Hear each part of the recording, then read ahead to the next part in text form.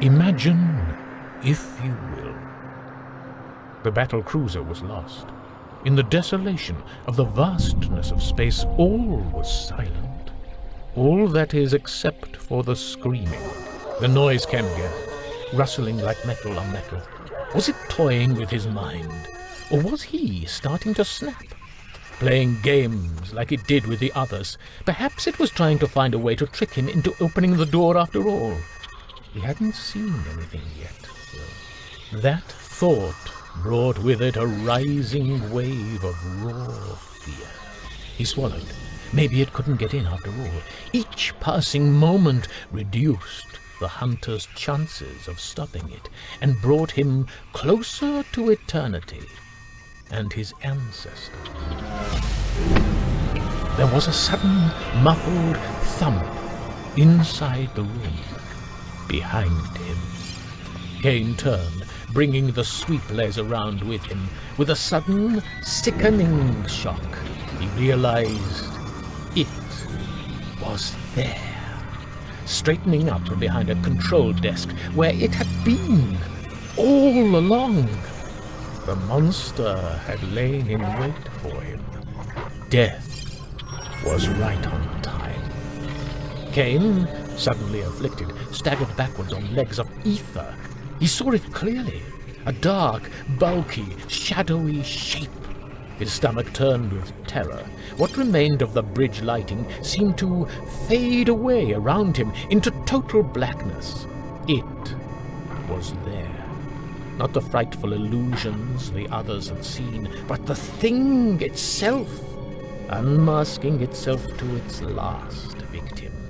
Somehow the reality was much more frightening. It advanced on him with the rhythmic click of death. Cain knew that if he were to start screaming now, he would go irretrievably mad.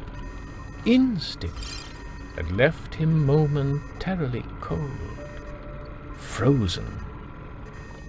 If dying's all that's left, then die well. The sweep laser came up and Cain fired, screaming all his hate and anger and fear and hopelessness at it. Sparks flew. The flashes lit up the dead bridge, and flammable material in the small room burst suddenly aflame. The chunks of bodies on the deck sizzled. Globs of melted metal and plastic rained down around them, but it was not enough.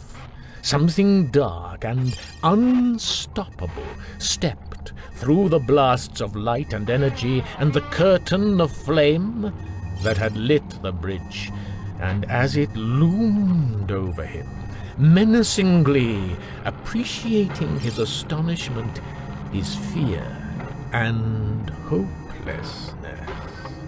At that moment he knew it was over. Cain lowered the weapon and stood there, facing the Reaper.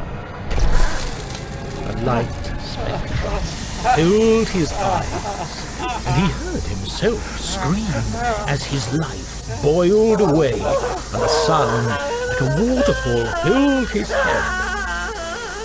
Then there was nothing. All was still.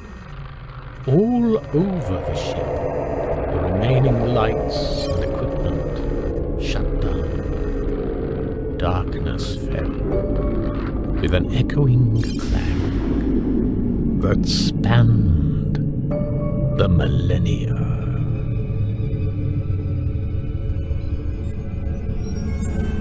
I have waited long, very long.